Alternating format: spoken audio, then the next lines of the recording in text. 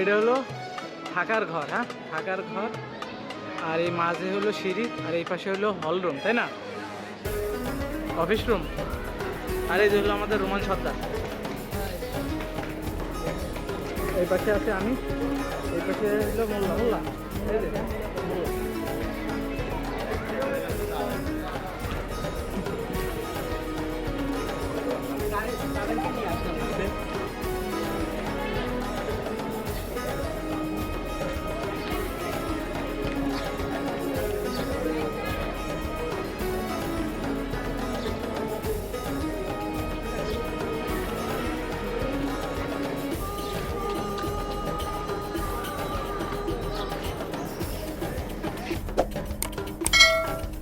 এই যে রোমান আর Tasim.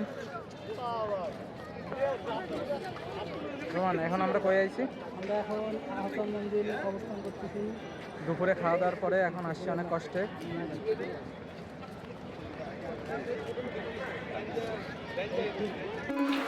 Hey guys, আসসালামু আলাইকুম। আশা করি আপনারা সকলে অনেক ভালো আছেন। তো নতুন ভিডিওতে আপনাদের সকলকে স্বাগত জানিয়ে আজকের ভিডিওটি শুরু করছি। ইতিমধ্যেই আপনারা ভিডিও দেখেই বুঝতে পারছেন আজকের ভিডিওটি কোথায়। আজকের ভিডিওটি সেই পুরান ঢাকার ঐতিহ্যবাহী আহসান মঞ্জিলে। এটা পুরান ঢাকার ইসলামপুরের কুমারটুলি এলাকার বুড়িগঙ্গা নদীর তীরে অবস্থিত।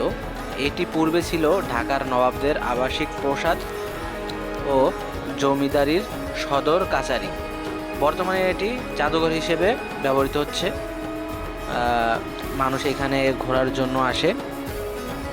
এর প্রতিষ্ঠাতা নওয়াব আব্দুল গনি, তিনি তার পুত্র খাজা আহসানুল্লাহর নাম অনুসারে এর নামকরণ করেন। এখন আমরা আহসান মঞ্জিলের ইতিহাস সম্পর্কে জানব। আহসান মঞ্জিলের প্রতিষ্ঠাতা নওয়াব আব্দুল গনি, তিনি তার পুত্র খাজা আহসানুল্লাহর নাম অনুসারে এর নামকরণ করেন। 1859 খ্রিস্টাব্দে আহসান মঞ্জিলের নির্মাণ কাজ শুরু হয়ে 1872 খ্রিস্টাব্দে সমাপ্ত হয়।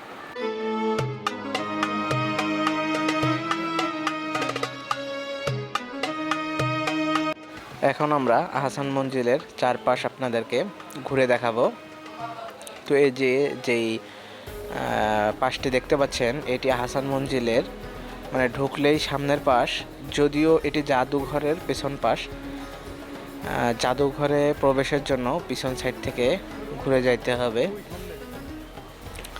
কিন্তু একসময় হয়তো এটি বাড়ির সম্মুখ ভবন ছিল।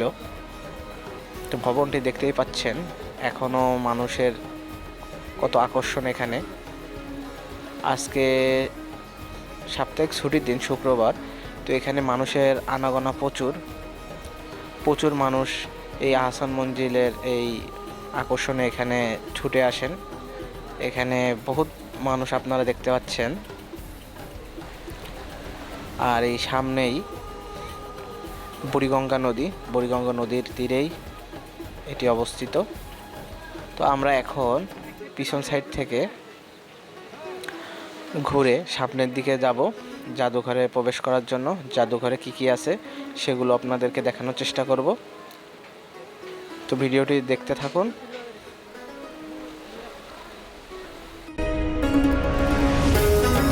এই যে আমরা এখন জাদুঘরের দিকে যাচ্ছি। ভিতরের দিকে কি আছে সেগুলো আপনাদেরকে এখন দেখাবো। এই যে আহসান মঞ্জিলের ভিতরের অংশ। এই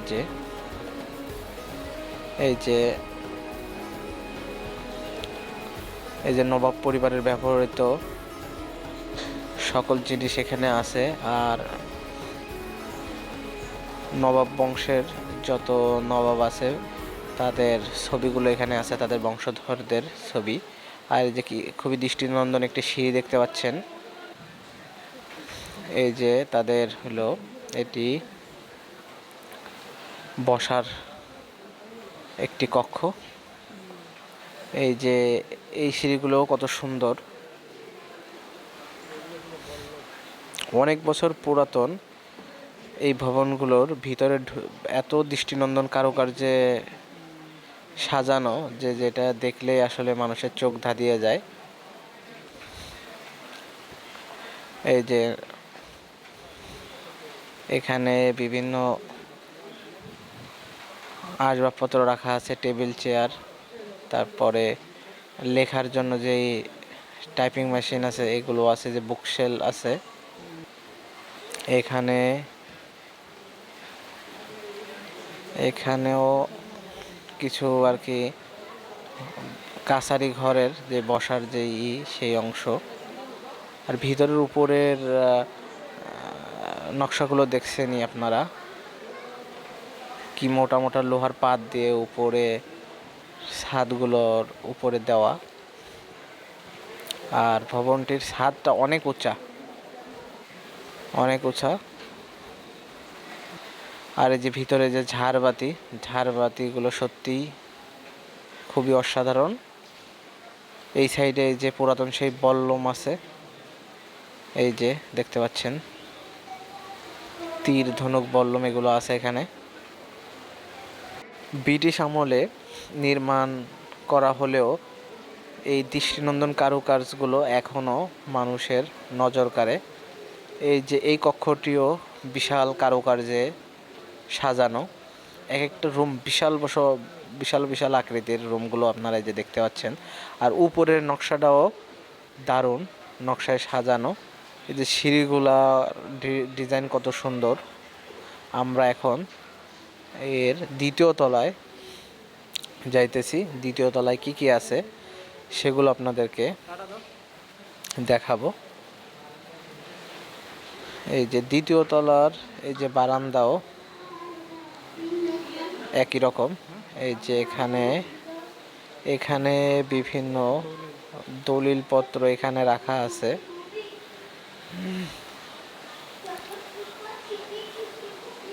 এই কক্ষে এই যে সেই ঘোড়ার গাড়ি, তারপরে এই যে নবাবদের এই যে চলাচলের গাড়িগুলো এখানে আছে। এই যে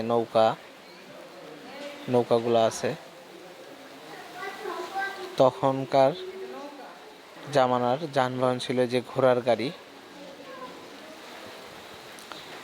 গাড়িগুলো এখন এই যে জাদুঘরে সংরক্ষণ করা আছে, দেখতে পাচ্ছেন।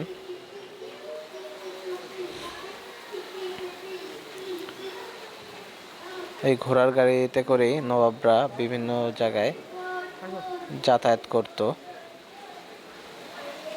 আর এখানে আছে এই যে যুদ্ধে ব্যবহৃত বিভিন্ন অস্ত্র সামগ্রী।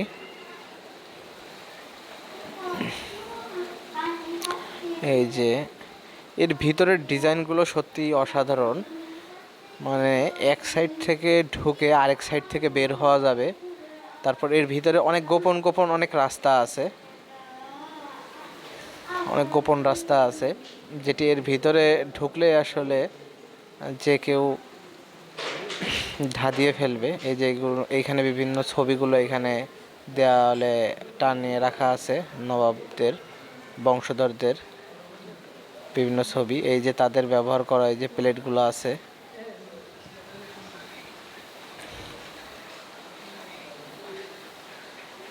এই যে ছবিগুলো দেখতে পাচ্ছেন, সে আমলের ছবিগুলো এখনো এখানে সংরক্ষণ করে রাখা আছে।